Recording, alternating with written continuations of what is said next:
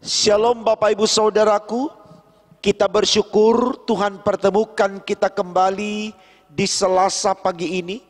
Tentu itu adalah anugerah berkat dari Tuhan buat saudara dan saya. Mari kembali kita mensyukuri kebaikan Tuhan ini dengan bersedia menerima firman-Nya. Kita awali dengan doa saudaraku, mari kita berdoa. Terima kasih Tuhan Yesus, Engkau sudah bangunkan kami dari tidur malam. Dan saat ini kami hendak memulai aktivitas kami dengan menerima firman-Mu. Berkenan Engkau jadikan firman ini semangat bagi kami untuk memberi diri dengan tulus jujur ikhlas, melakukan yang terbaik sepanjang hari ini untuk hormat kemuliaan bagi nama Tuhan.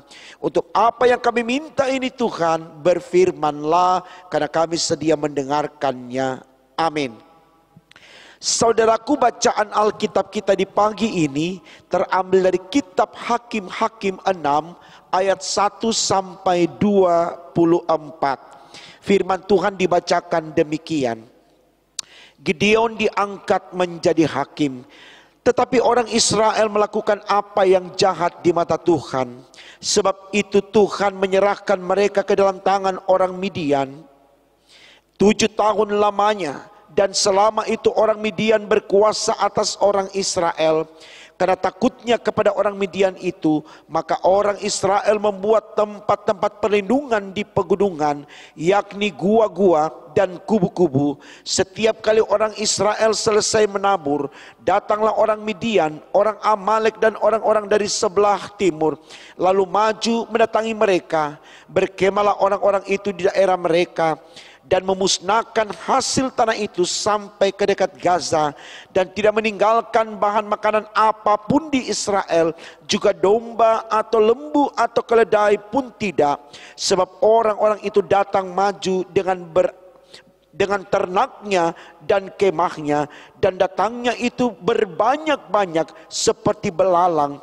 Orang-orangnya dan unta-untanya tidak terhitung banyaknya. Sekaliannya datang ke negeri itu untuk memusnahkannya. Sehingga orang Israel menjadi sangat melarat oleh perbuatan orang Midian itu. Lalu berserulah orang Israel kepada Tuhan. Ketika orang Israel berseru kepada Tuhan karena orang Midian itu, maka Tuhan mengutus seorang nabi kepada orang Israel yang berkata kepada mereka, beginilah firman Tuhan Allah Israel, akulah yang menuntut kamu keluar dari Mesir dan yang membawa kamu keluar dari rumah perbudakan. Aku melepaskan kamu dari tangan orang Mesir dan dari tangan semua orang yang menindas kamu. Bahkan aku menghalau mereka dari depanmu dan negeri mereka kuberikan kepadamu. Dan aku telah berfirman kepadamu, akulah Tuhan Allahmu, maka janganlah kamu menyembah Allah orang Amori yang negerinya kamu diami ini, tetapi kamu tidak mendengarkan firmanku itu.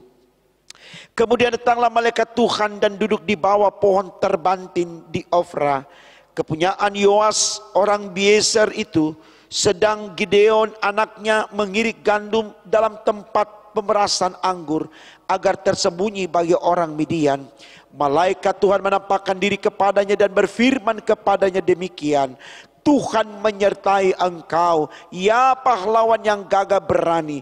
Jawab Gideon kepadanya, Tuanku, jika Tuhan menyertai kami, mengapa semuanya ini menimpa kami? Di manakah segala perbuatan-perbuatannya yang ajaib yang diceritakan oleh nenek moyang kami kepada kami ketika mereka berkata, bukankah Tuhan telah menuntun kami keluar dari Mesir? Tapi sekarang Tuhan membuang kami dan menyerahkan kami ke dalam cengkeraman orang Midian. Lalu berpalinglah Tuhan kepadanya dan berfirman, pergilah dengan kekuatanmu ini dan selamatkanlah orang Israel dari cengkeraman orang Midian. Bukankah aku mengutus engkau? Tetapi jawabnya kepadanya, Tuhanku, dengan apakah akan kuselamatkan orang Israel? Ketahuilah, kaumku adalah orang yang paling kecil di antara suku Manasye, dan aku pun seorang yang paling muda di antara kaum keluargaku. Berfirmanlah Tuhan kepadanya, tetapi akulah yang menyertai engkau, sebab itu engkau akan memukul kala orang Midian itu sampai habis. Maka jawabnya kepadanya, Jika sekiranya aku mendapat kasih karena di matamu, maka berikanlah kepadaku tanda bahwa engkau sendirilah yang berfirman kepadaku. Janganlah kiranya pergi dari sini sampai aku datang kepadamu membawa persembahanku dan meletakkannya di hadapanmu. Firman-Nya, aku akan tinggal sampai engkau kembali. Masuklah Gideon ke dalam, lalu mengolah seekor anak kambing dan roti yang tidak beragi dari sefa tepung, ditaruhnya daging itu ke dalam bakul dan kuahnya ke dalam periuk, dibawanya itu kepadanya ke bawah pohon tarbantin, lalu disuguhkannya. Berfirmanlah malaikat Allah kepadanya, ambillah daging dan roti yang tidak beragi itu, letakkanlah ke atas batu ini dan curahkanlah kuahnya. Maka diperbuatnya demikian, dan malaikat Tuhan mengelurkan tongkat yang ada di tangannya, dengan ujungnya disinggungnya daging dan roti itu, maka timbul api dari batu itu dan memakan habis daging dan roti itu. Kemudian hilanglah malaikat Tuhan dari pandangannya. Maka tahulah Gideon bahwa itulah malaikat Tuhan. Lalu katanya, celakalah aku Tuhanku Allah, sebab memang telah kulihat malaikat Tuhan dengan berhadapan muka. Tapi firman Tuhan kepadanya, selamatlah engkau, jangan takut, engkau tidak akan mati. Lalu Gideon mendirikan mezbah di sana bagi Tuhan dan menamainya Tuhan itu keselamatan. Mezbah itu masih ada sampai sekarang di Ofra, kota orang Abiezer. Saudaraku, tema bacaan kita di pagi hari ini tertulis dalam SBU, yaitu dipilih dan disertai oleh Tuhan. Bapak Ibu Saudaraku, tentu dalam menjalani kehidupan ini terkadang kita merasa menjadi orang yang begitu spesial, orang yang begitu dikhususkan, entah di dalam rumah tangga, seorang anak kepada orang tuanya, atau orang tua dari anaknya dan seterusnya, atau mungkin seorang murid di sekolah ditetapkan sebagai murid teladan, atau mungkin di dalam kelas dan seterusnya. Bahkan juga dalam pertemanan tidak jarang kemudian teman kita menganggap kita begitu penting dalam hal apapun karena menurutnya kita sangat berarti baginya. Nah, saudaraku, tentu hal-hal yang demikian itu akan sangat menyenangkan hati kita. Kita harus katakan demikian karena kita betul-betul merasa ditempatkan sebagai sosok yang sangat penting, sehingga kita selalu dihargai, kita selalu disanjung, kita selalu mendapatkan perhatian-perhatian dari orang lain. Nah, ini konteks kehidupan manusia, saudaraku. Pernahkah kemudian kita berpikir dalam konteks kekristenan atau konteks keimanan kita, ketika kemudian Allah mengatakan kita adalah bangsa pilihannya, anak yang dia khususkan, walaupun kemudian dia katakan kita adalah bangsa yang terkecil dari kaum-kaum Yehuda dan seterusnya, tapi kita justru yang mendapatkan perhatian khusus dari Allah. Terserah saja orang mau bilang kita kecil dan sebagainya, tapi ketika Allah bilang kita khusus, saya pikir itu yang perlu kita perhatikan. Supaya apa, saudaraku? Supaya ada semangat dalam diri kita untuk terus mengabdikan diri kepada Allah. Karena penilaian Allah tentunya akan lebih berarti daripada penilaian manusia. Ini yang perlu kita garis bawahi. Di situ kan dalam bacaan kita lihat bagaimana kemudian Gideon memprotes malaikat Tuhan, bahkan Tuhan sendiri dengan berkata, siapa aku? Aku ini yang paling muda. Kami ini adalah kaum yang paling kecil dari keluarga Manasye dan seterusnya. Tapi Tuhan bilang, apapun orang bilang tentang dirimu dan seterusnya, kamu berarti bagiku. Aku yang memilih engkau, aku yang mengkhususkan engkau, aku yang menetapkan engkau. Maka engkau harus melihat aku, bukan apa yang dipandang orang. Karena aku ini yang menentukan engkau atau manusia yang lainnya, ya. Saya pikir ini penting saudaraku, supaya ketika kita berbicara tentang Allah dalam hidup kita, yang mengkhususkan kita, betul-betul kita aminkan itulah yang terindah. Supaya kita tidak selalu bersikap pesimis, takut dan ragu-ragu, was-was di dalam kita menyatakan kehadiran kita, di tengah kita memberdayakan potensi yang ada pada kita. Karena kita tahu Tuhan yang menyertai kita. Firman Tuhan sudah katakan saudaraku. Dan itu tidak dibantah. Bahkan kita bisa buktikan sampai hari ini. Dikatakan bahwa semakin engkau ditekan oleh konteks kehidupanmu, semakin engkau merambat. Dan kenyataannya saudaraku, dalam kekuatan kecil dipandang oleh dunia, bahkan orang-orang lain. Tapi mari kita lihat sampai hari ini gereja dalam eksistensinya, yaitu persekutuan orang-orang percaya, tetap ada. Bahkan selalu dijadikan sarana pesaing, dalam artian bahwa pembanding untuk kemudian mengklaim bahwa kita kelompok yang tidak main-main. Karena apa? Tuhan di pihak kita, Tuhan bersama dengan kita, Tuhan kita hidup, Allah kita besar dan berkuasa. Itu yang coba diyakinkan oleh Daud ketika dia berhadapan dengan Goliat. Dia begitu yakin akan kekuatan Tuhannya, walaupun badannya jauh sekali saudaraku, kecil banget, dan Goliat besar banget. Sehingga orang mencoba untuk meremehkan Daud yang kecil, dan mencoba untuk memuji dan mengandalkan Goliat yang besar. Tapi Daud bilang, aku maju melawan engkau atas nama Tuhanku. Dan apa yang terjadi? Daud dimenangkan oleh Tuhan. Jadi tidak ada yang mustahil saudaraku dalam Tuhan. Percayakan itu kepada Tuhan. Walaupun orang remehkan kita. Buktikan kalau Tuhan kita itu luar biasa. Itu tema khotbah kita. Dipilih dan disertai oleh Tuhan. Kalau Tuhan sudah pilih kita, Dia sertai kita. Jangan kita takut. Ini kan yang terjadi kepada Gideon dalam bacaan kita. Bagaimana dia mulai merasa pesimis, ragu, takut. Ya. Karena melihat dia dia adalah dari suku yang paling kecil.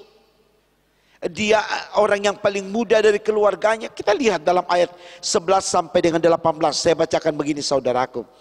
Kemudian datanglah malaikat Tuhan dan duduk di bawah pohon terbantin di Ofra, kepunyaan Yoas orang Abiezer itu.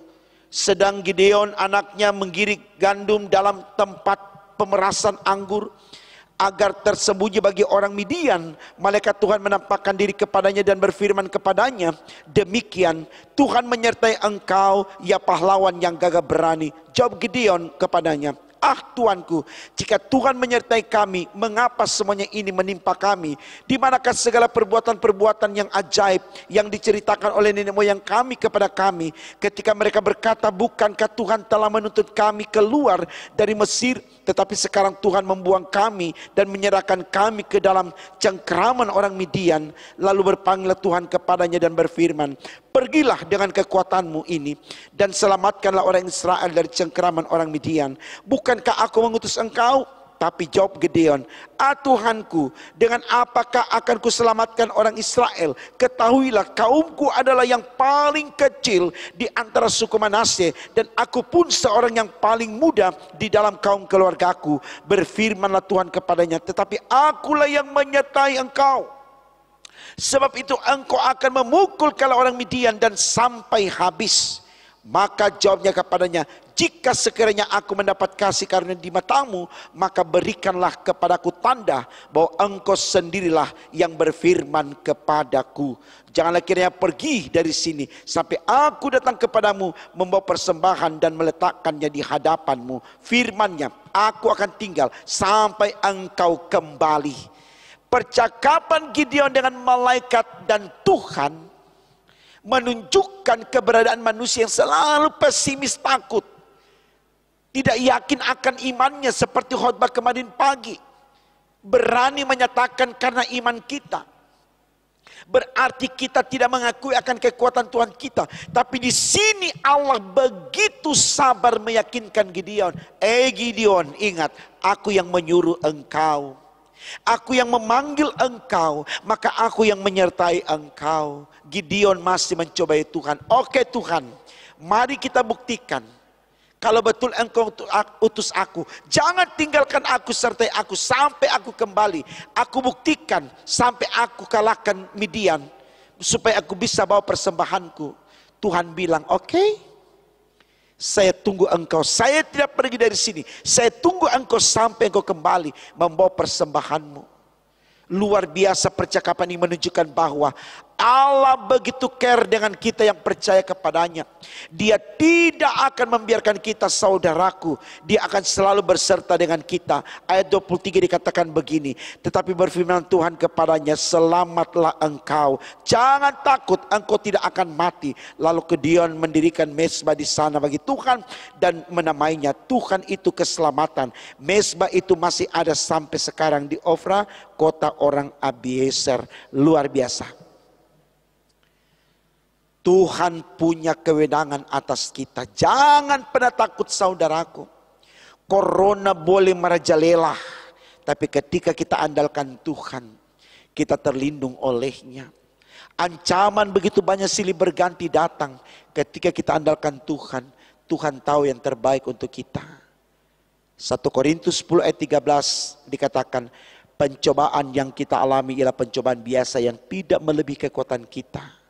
Bila mana kita dicobai, Tuhan akan berikan kepada kita jalan keluar. Mari kita andalkan Tuhan. Karena Tuhan sudah pilih kita. Dan kita pasti disertai olehnya. Itu tema khotbah kita. Dipilih dan disertai oleh Tuhan. Puji nama Tuhan yang sudah memilih kita. Dan yang akan menyertai kita sampai selama-lamanya. Dan akan membawa kita kepada sorga. Tuhan memberkati firman-Nya. Amin. Kita berdoa, saudaraku. Terima kasih Tuhan.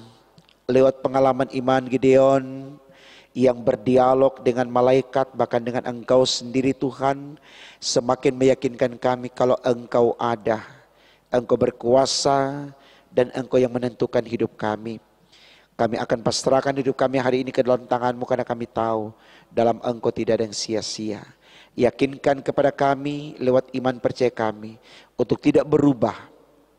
Sehingga kami terus hari ini, besok dan sampai selama-lamanya kami hanya tetap mengimani Yesus sebagai Allah kami yang hidup. Ini doa kami Tuhan, sempurnakan dan kabulkan. Karena kami berdoa hanya dalam nama Tuhan Yesus, Allah kami yang hidup. Haleluya. Amin.